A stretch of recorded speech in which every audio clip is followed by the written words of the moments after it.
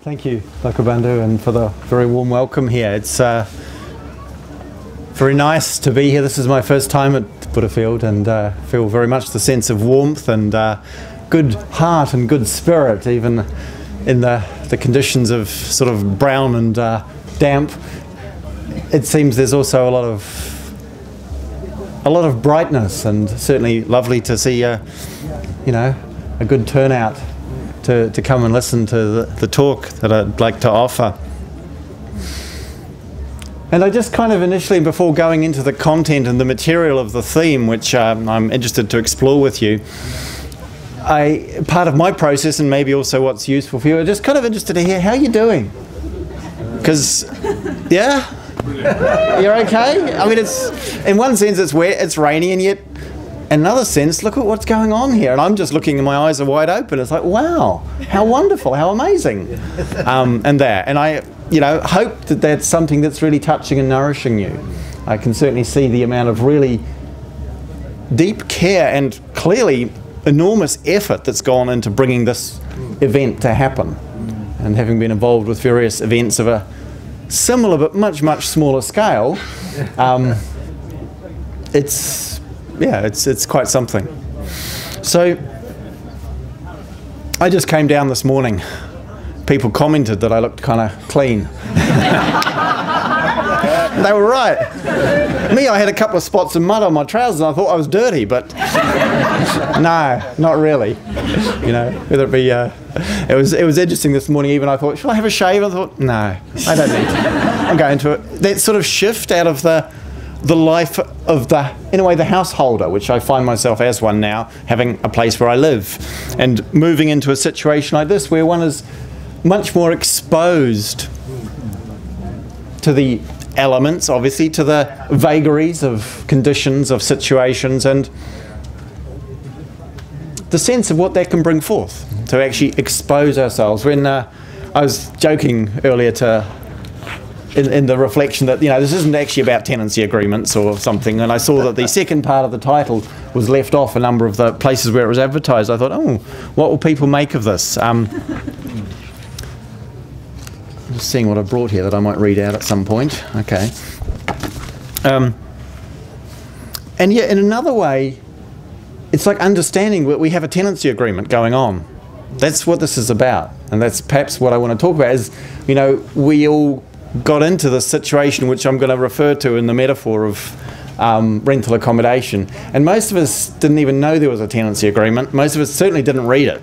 And in some ways, the Dharma teachings, in this context, could be seen, the Dharma teachings are pointing us to, actually, this is the tenancy arrangement, and the question is whether we actually agree with it, i.e. live in accordance with it. That is actually what makes the difference in life. So Dharma teachings for me are very much an invitation to align one's life and how one lives it with how it actually is, rather than how I would like it to be, i.e. for instance sunny, or how I think it should have been, i.e. different, and all the kinds of ways that we hold on to such orientations or attitudes in life that essentially bring us into conflict with it or ourselves. And so it's like often we know how things are, we understand the way things work at a certain level, but there are ways in which we don't yet necessarily fully understand the implications of the way things are. We don't necessarily fully understand how to live them. And this is I think it's an ongoing journey for all of us, to learn to live what we understand. And so the theme in this time that we have here together, and if you want to come in, please feel free to. You don't have to hang around at the back, but if you feel like you might need to slip out later, that's okay. Just to know, it's kind of something lovely about this, the sense of when the Buddha taught, there was one of the principles was the teaching of the Dharma with open doors, like not in a closed or sort of limited situation, that anyone who wanted could come and listen. And if they didn't want, they could leave, and that was okay. So having said that, it's sort of nice also to feel that most of you look like you're here for the, you know, duration. Well, it's warm and cozy in here. Yeah, I know. I'd like to think it was me that, you know, but I understand. I wouldn't like to think it was me that was this. But maybe something in the Dharma that's also warm and cozy, although equally sometimes quite challenging for us. So, living in rental accommodation. What is that as a theme or a topic speaking to here? The Buddha, when he spoke about the teaching that he offered, one of the images, one of the metaphors he used really strikes me in this context. And it's a fundamental element of the teachings that he offered, pointing to the way things are, to understand that things change, to know that things are not permanent. And none of us are probably going to argue with that, and it doesn't mean we even need to listen to Dharma teachings or be in any way exposed to Buddha's teaching to have some sense of that. And yet the Buddha spoke of it in the terms, he said, this fact of impermanence, of change, and the word he used, anicca, non-permanentness, this is the elephant's footprint. And it's kind of an interesting image out there. You imagine an elephant's footprint would sort of be probably quite a large hole in the mud if an elephant should put its foot down and its weight onto it. And he said it's the elephant's footprint because because the elephant's footprint encompasses all other footprints.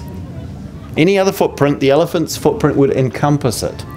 And this teaching, this truth, this understanding encompasses all teachings, encompasses all of the experience of life in the realm of things, are dominated by this truth of change, of things coming and going, arising and passing, being this way for some time and then becoming otherwise.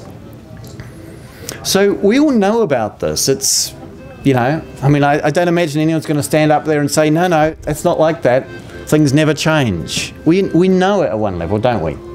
And yet, the question is, how deeply do we know it and how fully do we live from what that knowledge implies? Because wisdom, teachings and insight are only liberating. They only open us into the potential for freedom when we live according to them. Otherwise, they're just kind of nice ideas. And we could write them down and hand them out and we'd all think, hey, I must be free now. But it doesn't work that way. I mean, if it did, if someone's worked out how to make it work that way, let me know, you know. But that's not how it's worked for me and for most people, I believe. So reflecting on this, for me the image arises, and I often, when I speak about this theme, and maybe some of you have heard me use this image before, I'm reminded of what happened for myself and my wife Catherine. It's now 15, 16 years ago when we had been living for a few years in a retreat centre in America called Insight Meditation Society, which is one of the first major retreat centres in sort of the lay Western Insight meditation tradition that's been there a long time now. Joseph Goldstein and Sharon Salzberg and Jack Cornfield were the founders of that place, and it was a really lovely place to live and serve the Dharma for a period of time. When we came back to England after that, we didn't really have any resources or any sort of kind of work that you actually got paid for. And so we were really happy to be offered the opportunity, which some friends sort of arranged for us, to go and stay at in a wing of a large sort of mansion and be there sort of as a sort of an insurance policy for the elderly gentleman who lived there and who was quite fiercely independent, didn't need any help, but we were there just to be there in case he did. And it was really nice. We had a place to live, we didn't have to pay, and we were there for, I think, a bit over a year. And at the end of the year, just as nicely as they'd asked us to come and stay, they very nicely asked us if we would leave. And I was like, oh, okay, yeah, we can do that. And out into the world of, you know, finding accommodation, and over a period of another, I guess, about a year or so, we moved from one place to another, for here for a little while, there for a little while, here for a while. This worked out, that didn't work out. And then some friends of ours, who we'd known for quite some years, were buying a house. And it was a big house, and they thought, oh, it would be really nice to have someone live with us and have a sort of like a little community, you know, Dharma friends together and that. And so we moved in with our friends. This lovely place. And after about a year and a half, when we lived together with them, they, in one of our regular sort of house meetings, just sort of brought up the fact that they'd like us to move out. And quite in a kind and polite way, but it was again like, oh, okay, well, what can you do? It's their house. And this thing of like temporary accommodation. Living in rental accommodation is like that. And this whole human existence is just that. We are here in this body, this mind, this remarkable capacity for sensitivity and responsivity that we feel so deeply, that's so beautiful and profound and yet at times confusing and challenging. And yet all of that is just for a little while. Just for a little while. And this is one of the implications of the truth of change. And we know this. We know this, of course.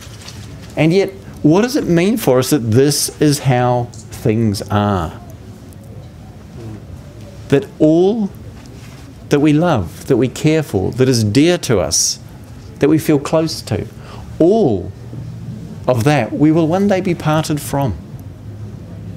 Into, we don't know what next. Whether it be through choices, through decisions, through meteorological phenomena. The city I grew up in, New Zealand, Christchurch, is unrecognisable since the ground shook and a lot of things that were standing upright became piles of rock and rubble. And even the ground that people thought of as solid became liquid. Friends talked about walking out of their house onto their driveway and it still looked like their driveway, but sinking into it because it had become liquid, what was solid. And it's like even the most solid thing we think of, the earth, isn't guaranteed to stay that way.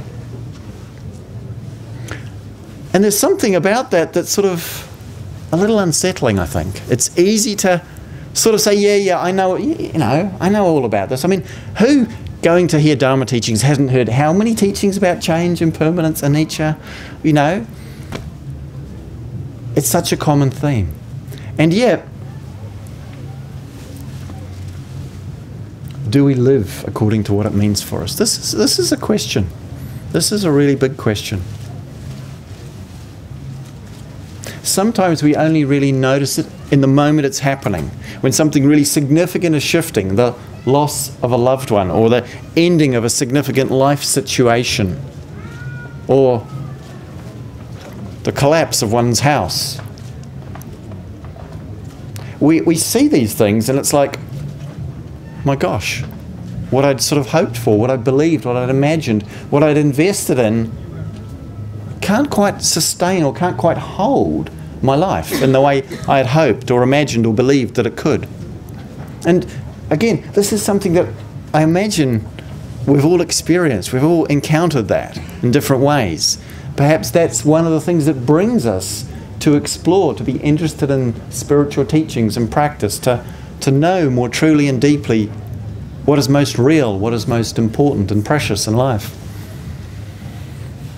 And, it's part of the Buddha's story as well. His own journey into the world seeking wisdom, seeking liberation, seeking freedom was inspired by his recognition that all beings, himself included, were subject to birth, aging, sickness, death. And he contemplated, he wondered, and he sort of spoke about this later.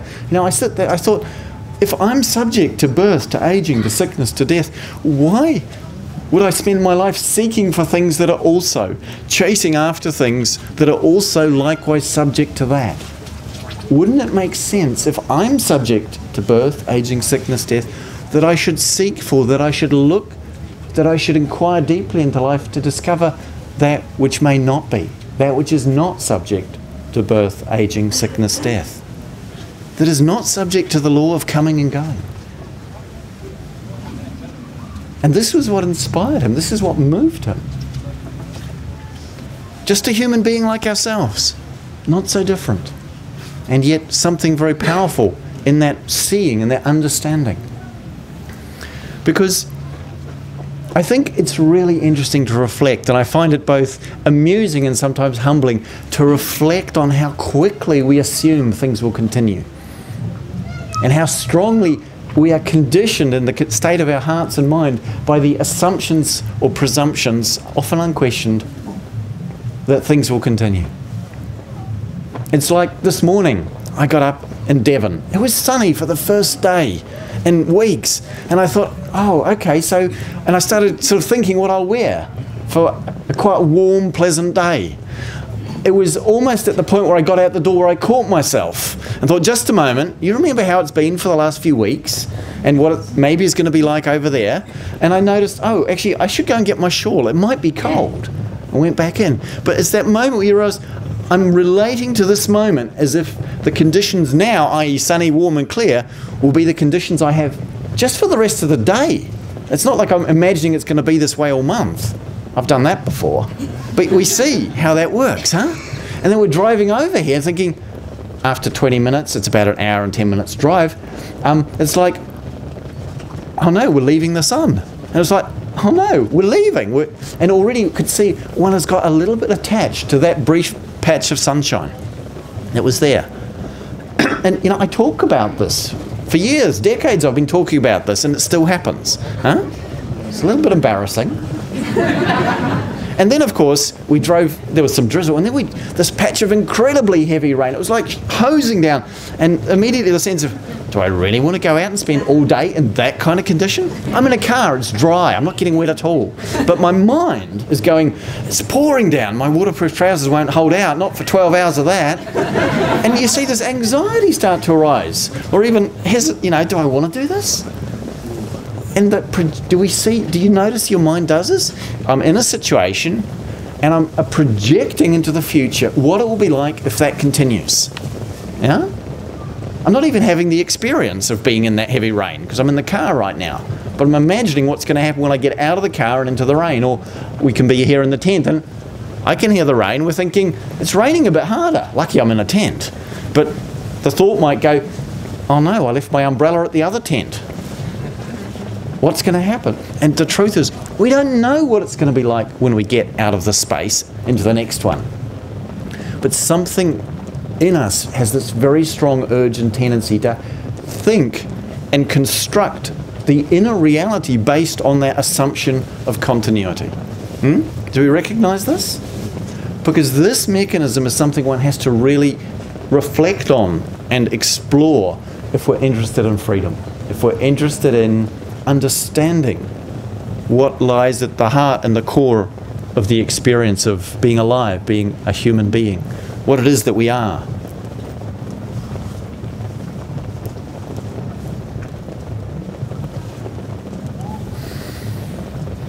Do we notice if we're feeling a little down? How we can easily imagine that that's how it's going to be from here on in? You know, it is a little damp, it is a little cold, it is a muddy. And, you know, the inside of one's tent starts to smell a little sort of less inviting than it did when we arrived. I've just arrived here this morning, but I've spent a lot of time camping on fields like this over the years. And so I kind of have some sense of that experience. And we notice, oh, you know, that anticipation of continuity of something difficult. When actually right now it's not that bad. But that anticipation of continuity. If we notice, if we see that, there's a chance to bring in something fresh. To bring in a sense of, okay, what's it like right now for me? How is it right here? Can I meet this experience? Because one of the implications or possibility of the truth and the understanding of change is that when we reflect on it, we see things may not be like this in a few moments, in a little while. And to notice what that brings from us if we do that. I'm curious what would it be like for you right now even to just consider, I don't actually know what it will be like on the outside, and I certainly don't know what it will feel like on the inside in a few minutes, or in half an hour, or at any given point in the day. What happens if we let that sense in? If we just sort of contemplate, reflect a little? Because part of what I think it offers is it gives a sense of openness, it gives a sense of space, rather than the mind and the habits having kind of locked into a particular reaction, which it's going to be great, I'm really looking forward to it, I love the way it is, and it's going to be like that forever. Or, oh no, it's really difficult, I don't like it, you know. and that's how it's going to be, what we actually find is a sense of, I don't know. If we understand the truth of change, we understand that we do not know what's coming next. And we do not know how it's going to be. And what's it like to be that? To enter life with that attitude?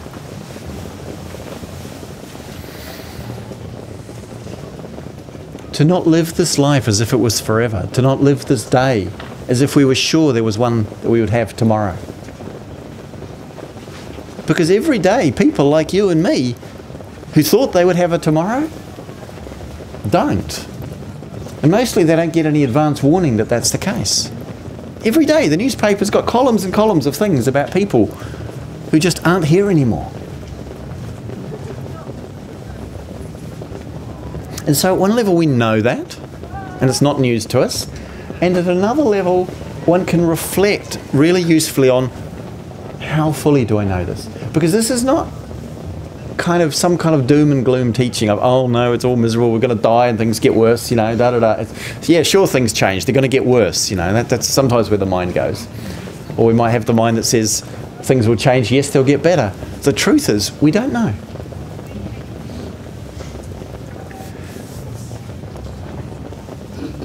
So how does it come that we don't really really live according to this? There's something I've pondered often. In fact, there's a lovely quote from, I think, the French philosopher Keller, who once said, if we know, but we do not act accordingly, then we know imperfectly. If we don't really live according to what we think we know, then at some level we don't really know that. Because what we really know, what we really understand, inevitably, unstoppably informs how we live. And this is actually the liberating potential of understanding, of wisdom teachings, to live that. So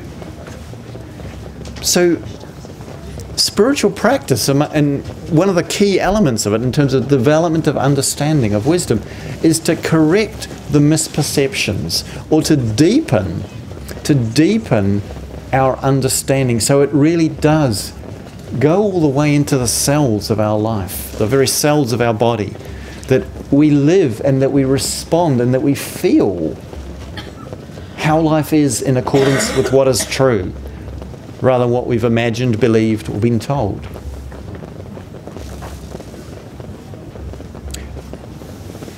It's easy because there's so much going on and there's so many demands and pressures on us to kind of skip over experience, just taking a very sort of surface perception or appreciation of it, and not necessarily let oneself feel the full impact of it.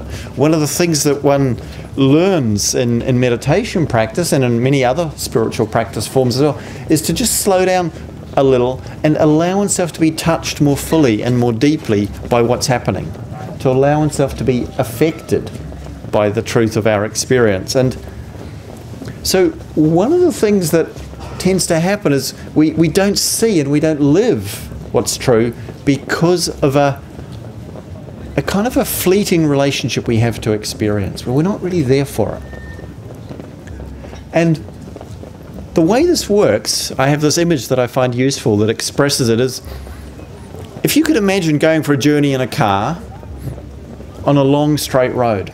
Now, there's not so many of them just around here, but you've probably had this experience.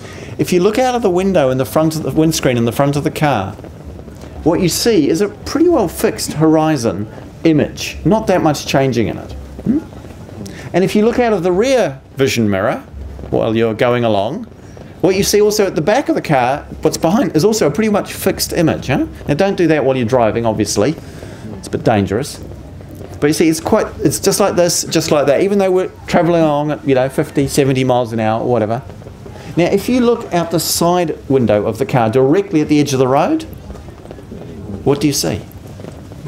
Things are flickering so fast, it's a blur. You can barely see the marker posts that are 20, 50 metres apart. You're going ding, ding, ding, ding, ding, ding, ding. So experience right here in the location where you are is going past that quickly that you can barely register the particulars. And what happens for us in our life so easily, and how we get caught in this trance of permanence, is that we focus our attention and our interest to a large degree in the future and the past. So much of what we think about and what then creates the sense or the image and therefore the experience of our life is that orientation towards past and future. When we look into the past, we're looking at images, fragments stored in the memory, just pieces of what was. We can't look at the past because it would take as long to look at it as it took to actually have the experience in order to see it the way it really was. So we just have a few pieces of it that we make a bit of a sort of a montage out of, and call it and say that's what it was.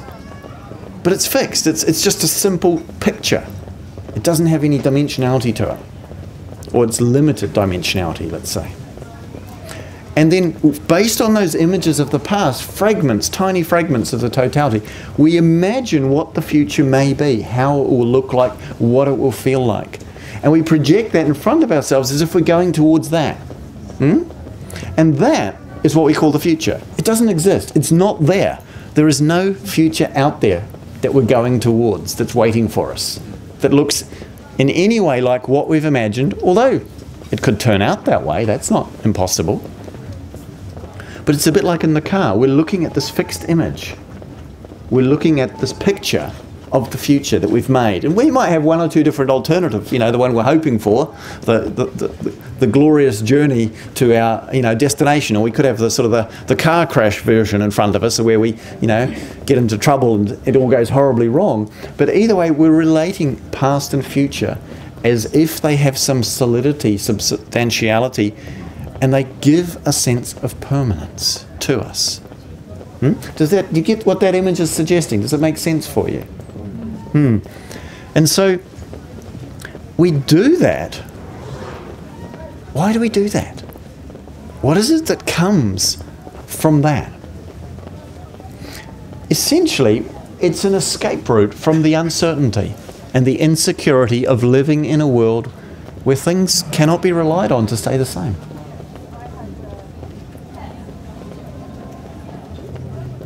It's a way of handling the challenge of what it means to be alive, because to be alive is to be vulnerable, to be touched, to be impacted, at times to be separated from that which we love, at times to be sort of cooped up together with that which we don't love. And so letting ourselves be touched by this, letting ourselves be touched by this.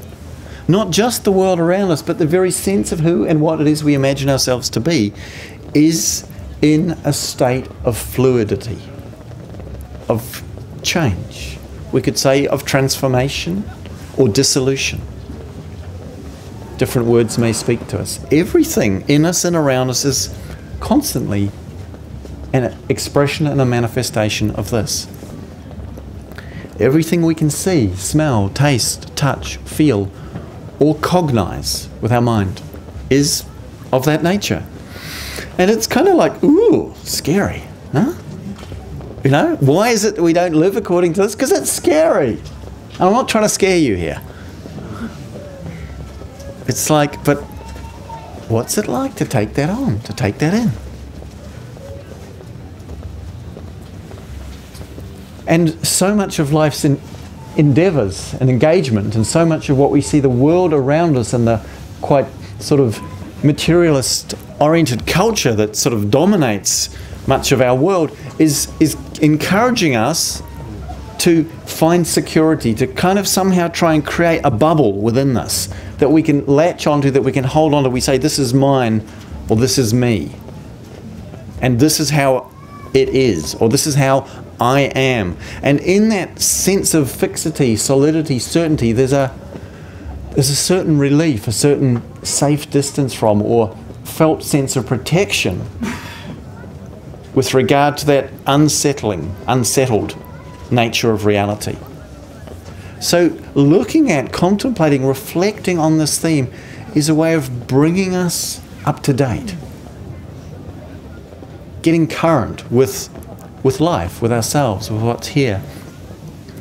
And to see that we can actually relate to things rather differently than we might habitually find ourselves doing. And when I'm saying this, I'm not suggesting it happens all of the time. Of course, we have our wisdom, we have our understanding. There are times when we can and do recognize, oh yeah, this thing is changing. You know, I have them in my pocket. I carry them now in case at some point I can't actually see what's going on, either out there or down here, which I sometimes want to have a look at what I've noted.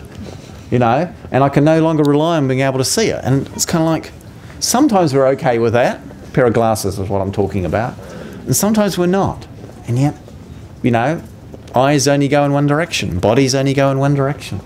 So it's a little bit like children at the beach making sandcastles. Or maybe not children, adults too. It's kind of fun, isn't it? I don't know if mud pies is probably a more appropriate topic for the day. But the thing about sandcastles is you can construct something wonderful, amazing what you can make. But you know where you have to do it? You have to do it in the tidal zone, don't you? If you do it above the high tide mark, it's dry sand. You can't do a thing with it. Huh? If you do it below the low tide mark, I think we need a video adjustment. Is that okay? Thank you. If you do it below the low tide, you can't do anything. It's underwater. Yeah? So you build a sandcastle between high tide and low tide. And you know what's going to happen, don't you? You build it, the material's great. Wet sand sticks together, you can make things out of it. But then the tide comes in. And sometimes the children will be, oh no, no, no, save my castle.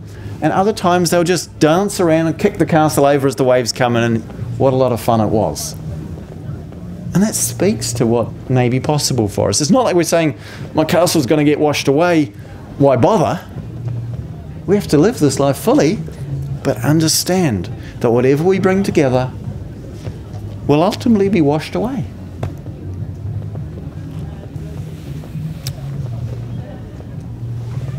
Sometimes Dharma teachings have a bit of a reputation for pessimism, don't they? It kind of sounds a bit like, you know, is that what we're here for? Understanding the truth of this is part of what opens the ground for a deeper understanding of the implications of change. And I'll come to that. But just wanted to name that. So how do we live this life? How do we live this life? Helen Keller, who was a remarkable woman who lived her life without vision or hearing, born deaf and blind, she once said, "Security is mostly a superstition. It does not exist in nature, and nor do the children of mankind as a whole experience it. In the long run, avoiding danger is no safer than outright exposure. Life is either a glorious adventure or it is nothing." Remarkable wisdom. Remarkable understanding that woman had. Life is either a glorious adventure or it is nothing. What does that mean for us to see life in these terms? That it is something with a vast open potential. But that sense of adventure, it asks us to go out beyond where we stay comfortable, where it's easy, where it's familiar and predictable. And to see what we might discover out there. And it's not as if the truth and reality of impermanence is all bad news, of course. The fact that things change has its upside, doesn't it? There's some really great things about it. Like we can think, well, it could stop raining. And it will. It's guaranteed. It will stop raining. In fact, it probably already has several times today. Now, we might be hoping it's going to stop for a little bit longer than that. But something about seeing that, oh yeah, what it means is that we only need to meet what's here now. That's one of the great uplifting elements of this understanding, this teaching, is that we don't have to deal with what's coming tomorrow. We can't. We may sometimes need to attend to organisational or administrative things that relate to what's coming, but in terms of handling what's here, the inner experience, where we fear that we may not be able to, we only have to handle what's here right now. Because there's nothing else. And the amazing thing is, even if it's difficult, we already are handling it. Doesn't mean we're always liking it, but we are handling it because we're here. We haven't been annihilated. No matter how bad or difficult it got ever in our life, or might get ever in our life, the fact that it's happening and we're here with it means that we're handling it. And there's something actually really liberating about that. To get that. It doesn't mean that we like it, that it's easy. That's not part of the deal. But that life actually can flow through whatever comes. And it does. Until such point as it isn't. And if we are annihilated, well actually that's the end of the problem too. That's not a problem. Once that's all done, nothing to handle anymore. Or whatever is to be handled, we have no idea what that will be. So in that sense, we can maybe allow ourselves to let go some of the way in which we hold life as it's sort of in a way that it feels like a threat or a burden to us. And we can see that, you know, without impermanence, without things changing, it'd be a bit crowded. If everyone was still in here that had ever been in here, you know, there wouldn't be a lot of room, would they? Really, just at a simple level, it's obvious. Most Dharma teachings aren't things that we don't know, but it's like to reflect on, what does that mean? That things change. Oh yeah, it allows things to change, to move, for there to be space.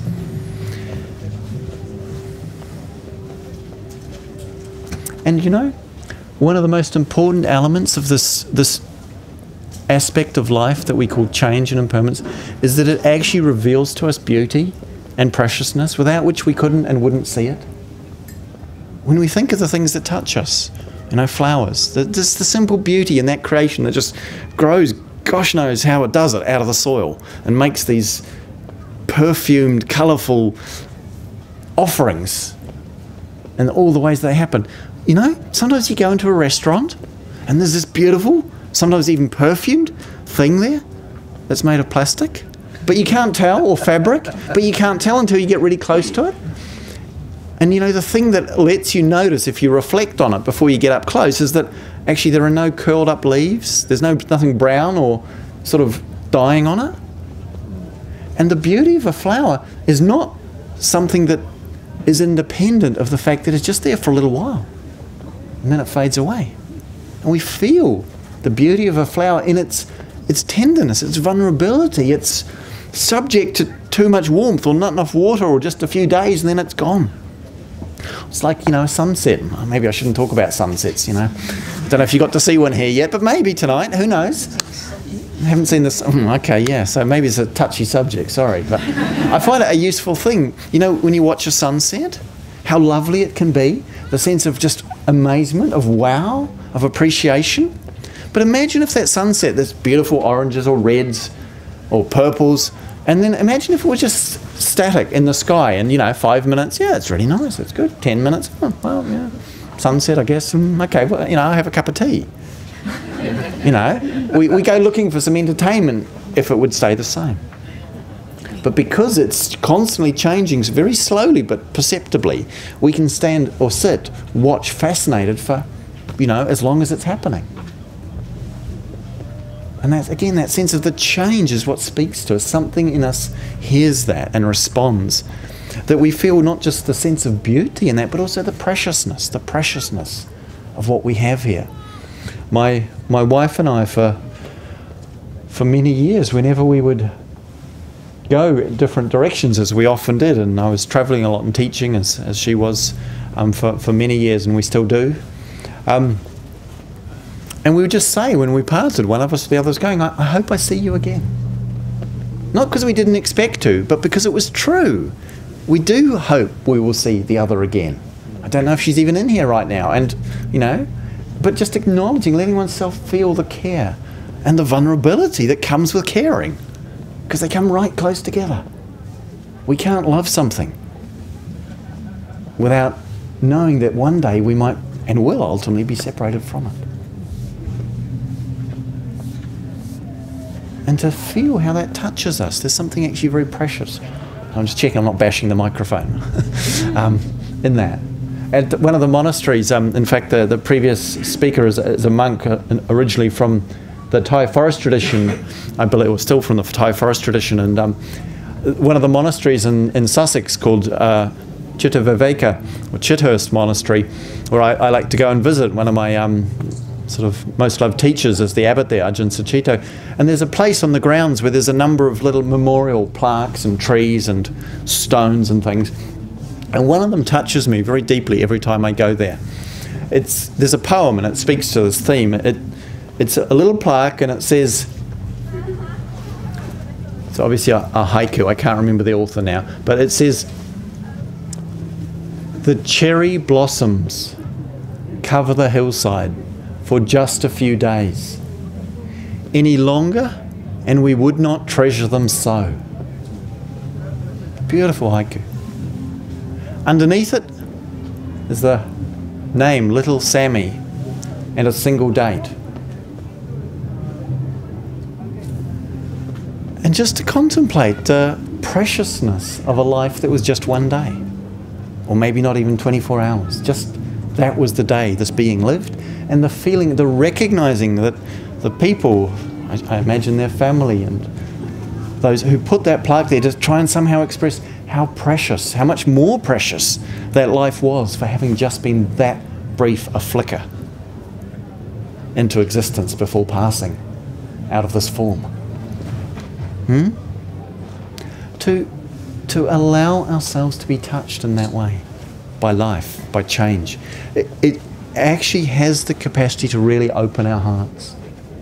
To open our hearts to the preciousness of what we have, not just in the tragic loss of the beings we might have lost in our lives or that we love and that we can be parted from, but just the preciousness of this remarkable mystery, this aliveness, this consciousness that we're inhabiting. Do we sense that? Do we recognize that? We maybe notice that at times there's joy or there's appreciation.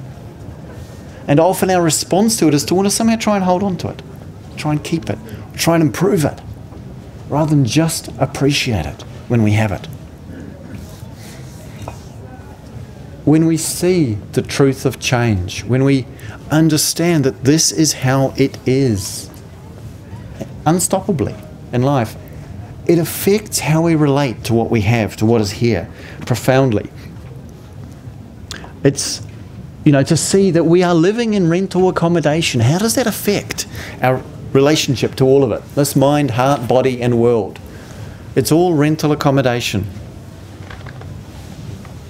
And we have a pretty unpredictable landlord. We don't always get 6 months' notice or even 3. It's just, sorry, your tenancy's up. Woof, it's gone. How to respond, how to relate to this world.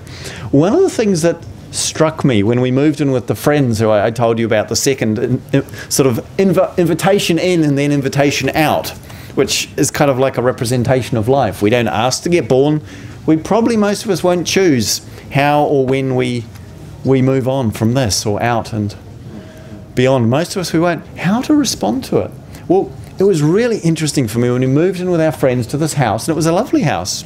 And we thought, wow, look at this lovely space. Wow, look at this lovely room. Look at this lovely garden and field that came with it. And our friends also appreciating and saying, yes, this is lovely. And they also had the sense of, oh, and we could move this wall and we could change this thing over here. And they could, it was their house, why not? But it struck me how, when we think of it as mine, in that sense of ownership and permanence, immediately the urge goes to improve it and fix it. Yeah? When we understand that it's just for a little while, we just borrowed this for a little while, we're much more likely to say, oh wow, this is actually great that I've got this thing. And if we think about how much pressure we can put on ourselves at times to be different or other than as we are, as if we're somehow some kind of fixed thing that we have to sort out or improve or solve, to realize that actually we're just borrowing this system. It's not a perfect system, certainly mine isn't. Mind causes all sorts of trouble, and likewise the body. You can probably relate to that. But we say, oh, actually I got to borrow it. It's not mine in the sense of some permanent ownership. Actually, it's much easier to say, just to go with how it is. And yeah, we might, do a few adjustments along the way, of course. But something about that shift in orientation to life, that there's more freedom, there's more openness, there's more space. when we understand that whatever comes is just for now, ultimately. And to really see how life speaks to us in these terms.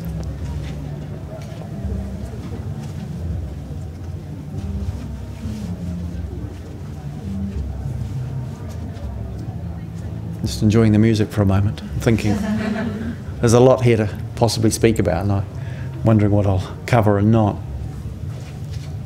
But what we sometimes think when we hear this kind of teaching is that it means we shouldn't really engage with life because it's unreliable. You know, we want to kind of keep ourselves from being impacted in that way, and we can't. It's not possible. There's a real invitation here to let ourselves be touched, to touch and be touched by life, and yet to let it move. This is the art, really the essential art of living, is to allow ourselves to be touched and yet not need to take hold of things, situations, people, even what we imagine or call ourselves, that we still take care of and engage with. And William Blake put it rather beautifully. He said, "He who binds himself to a joy does the winged life destroy. He who kisses the joy as it flies lives on in eternity's sunrise." So I love this poem. Something he captures in a few words what I end up speaking for hours about. To bind oneself to a joy, when we try and take hold of what we love, it's like we squeeze the life out of it, because its life is in its fluidity, its movement, its ability to keep reappearing in new forms, whether it be a someone or a something. When we allow ourselves to kiss, to touch intimately that which brings joy to us, to kiss the joy as it flies, it's already moving. Life is like that. So many things here we could touch, we could kiss, to be intimate with, to be vulnerable with. Yeah. This is, in Blake's words, to live in eternity's sunrise. He's talking about the dawn of the timeless that is equally at the heart of the Buddha's teaching. So once more, with a minor adaptation, she who binds herself to a joy does the winged life destroy. She who kisses the joy as it flies lives on in eternity's sunrise. What is that for us speaking to? Asking us to engage with our life in a way that is respectful of, in line with what's true. Because equally as we're asked to kiss the joy, we're asked equally to open to the sorrow, the struggles, the sadness, to make space in our hearts for this, knowing that ultimately it does not define us. It does not define us. But it asks us to let down the boundaries, the barriers, the way we hold ourselves distant from life, to plunge fully into it, wholeheartedly, unconditionally, without holding an idea based on the past and our history of what it is we might find. This is what spiritual practice calls us to do, invites us to discover our deeper potential.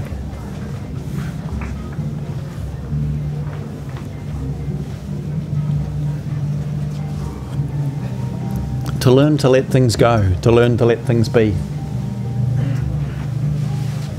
To let go that which goes, to let it go.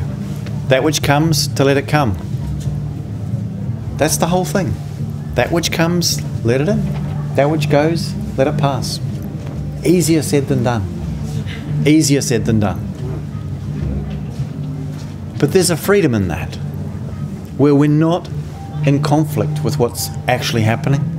We're not putting pressure on ourselves to be other than as we are, and yet seeing that when we look at our experience from a place of wisdom, something different, something that is not bound in the truth of impermanence, yet is neither separate from it, starts to emerge, is revealed